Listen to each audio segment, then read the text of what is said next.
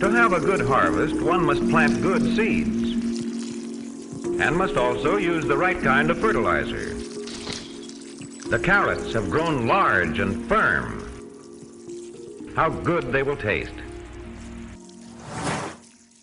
Well, good morning, ladies and gentlemen, and welcome back to the Backyard Gardens podcast. Hope everybody's having an absolutely fantastic day.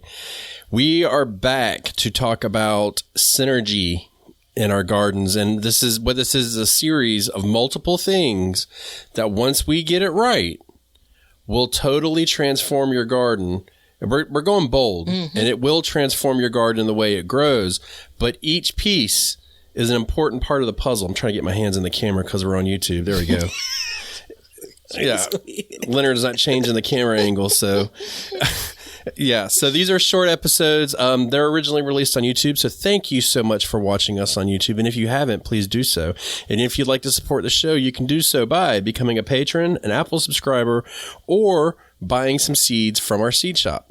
So use the code YBBBB and get yourself a discount, and year-round free shipping, $35 or more, and we have all kinds of seeds. So please check that out and enjoy it and get your garden going. And when you get those seeds, just know that you can apply this synergy to your garden. And I'm going hard with this word, even though I hate it. Yeah, and I'm not sure if it really fully applies, but I'm going to row with you because that's how I roll. Yeah. So today's subject is varieties. Okay, so we touched on it a little bit in the last one, and now we're kind of going a little bit deeper. So varieties. So in your opinion, can varieties really change your garden? It can, and it has. I'm living proof of it. And it's interesting because I don't know that I went into this last 6 years of gardening with the understanding that I was kind of testing out varieties, but that's absolutely what I was doing, right? So not only what grows best in my garden, what do I like most, right? And that all really ties back to the variety. This is obviously a step underneath you've chosen the crop itself. Right. So for the purpose of this episode, clearly that should already be done. And now you're talking about a particular variety of that crop. Yeah, exactly. And I think right off the bat, I think the problem a lot of people have, and I've experienced this, is you get something, it produces well, and you want to stick with it until the cows come home. And that works really well. But there are times in which we can change our variety and really alter the course of your garden throughout that season. So, I used this before where I had a gentleman come up to me. He was buying some seeds, and some seedlings. And he asked me, he said, "Well, do you sell Bonnie peppers?" And I said, "No, I don't sell Bonnie peppers." He said, "Well, that's all I ever grow because they grow the best." And I'm like, "Well, what else have you grown?" He's like, "Well, nothing, because that's all I've ever grown." And it's like, okay, so at this point, you don't even know what you're doing. Cool.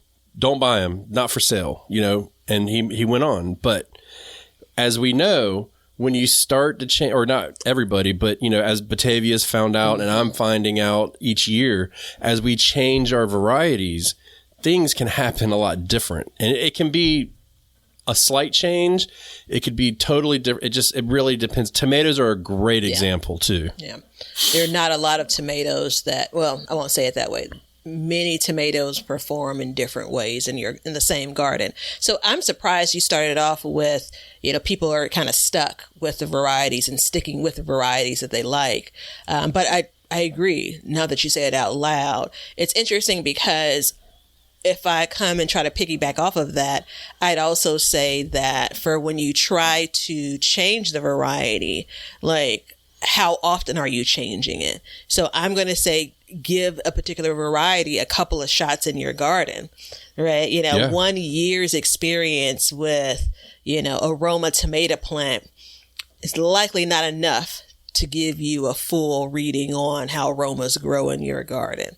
Right. Does that mean that you should grow something you're really not crazy about a second year just because? No.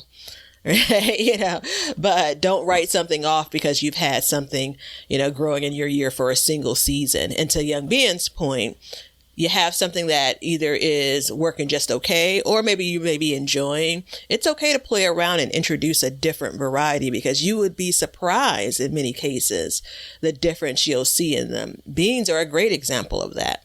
You know, when it comes to green beans, as an example, tomatoes are a great example of that. Kale, if we go back to spring and cool weather crops, there's so many different varieties of kale, and I've seen them by the same growing bed perform very different in my garden. Yeah, absolutely. And I mean, yeah, so green beans, absolutely. And the thing about green beans is you can grow pole beans or you can grow bush beans, right? And we talked about this in a recent episode, but Batavia had a big green bean win.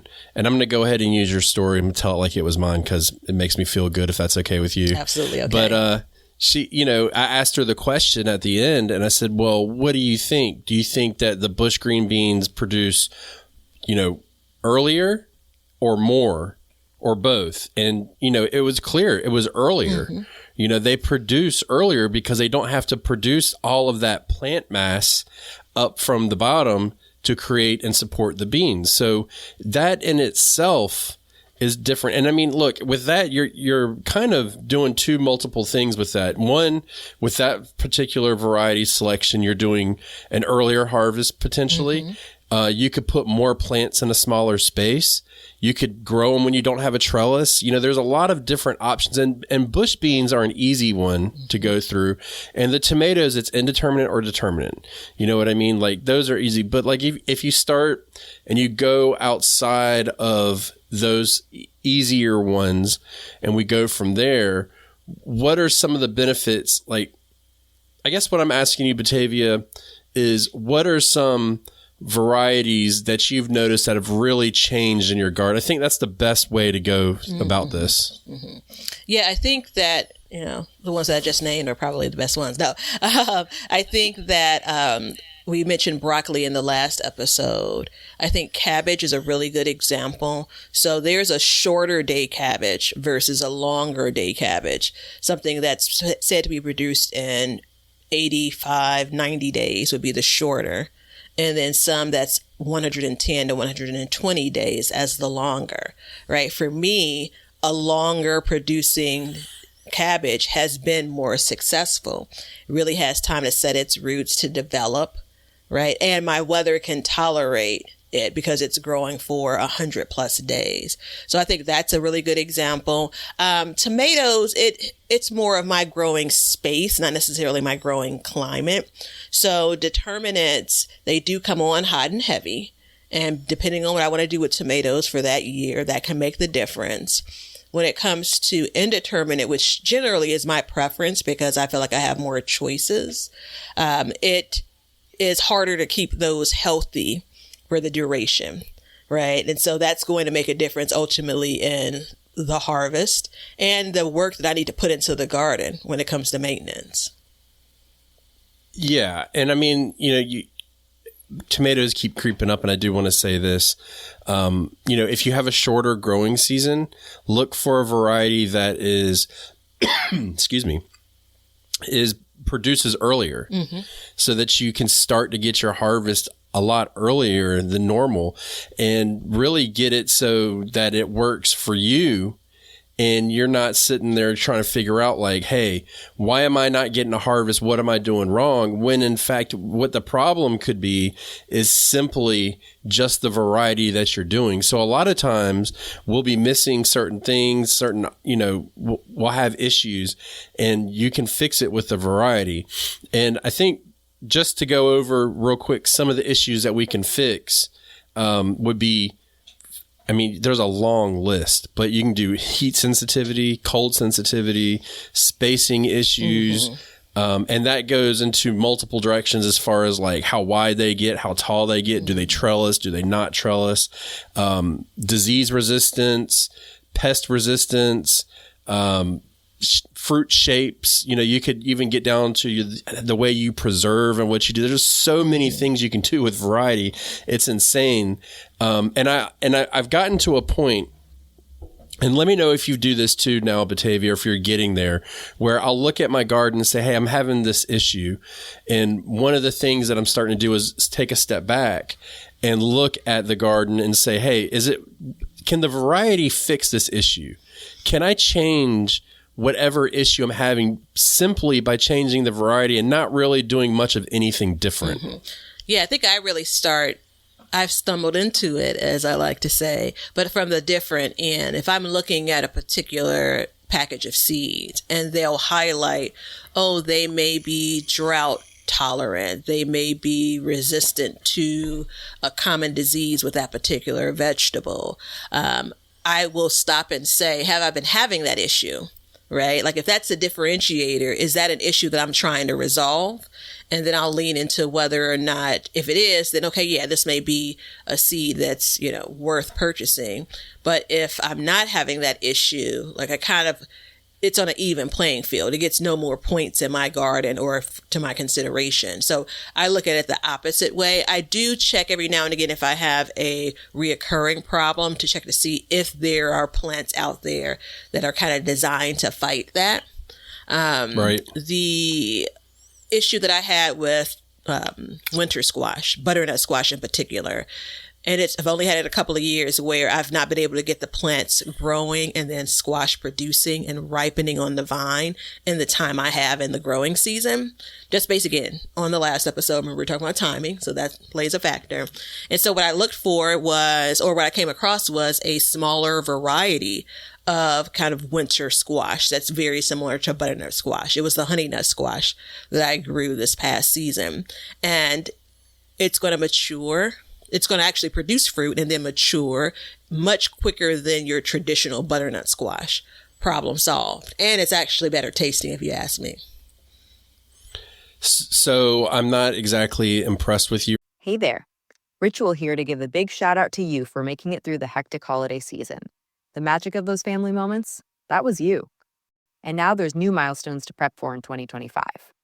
This new year, check clean, quality, pregnancy nutrient support off your to-do list with Ritual. We've done the research to create science-backed pregnancy support like our prenatal multivitamin, natal choline, and fertility support, all designed to be taken alongside each other. But don't just take our word for it. They're also third-party tested for microbes and heavy metals and Clean Label Project certified.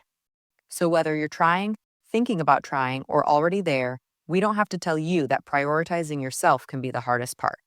That's why we're helping you get started today with 30% off a 3-month supply for a limited time at ritual.com/podcast.